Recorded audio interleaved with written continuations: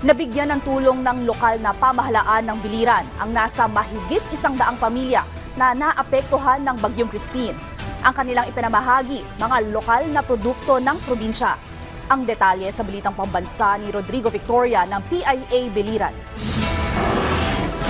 Sa halip na manufactured goods tulad ng sardinas at noodles, mga lokal na produkto naman ang natanggap ng 135 pamilyang biktima ni Bagyong Christine mula sa lokal na pamahalaan ng Biliran. Nagpasalamat kami sa tulong ni Gog sa mga nasiraan dito sa Tagumpay, Santo Niño. Dahil nagbigay siya ng mga food packs, bigas, sari-sari lang.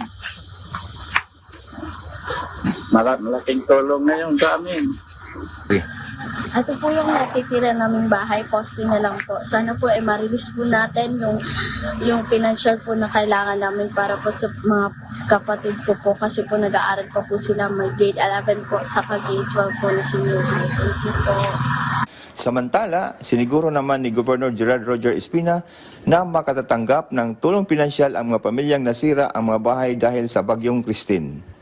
Po lahat po ito, gikan po ito sa probinsya ng Biliran. May mga produkto na galing sa Naval, Kaibiran, Kabuggayan, Maripipi, Kawayan, sa Almeria, Ulaba, halo-halo po, lahat ito po galing po sa ito kanila. Mula sa Philippine Information Agency, Eastern Visayas, Rodrigo Victoria, Balitang Pambansa.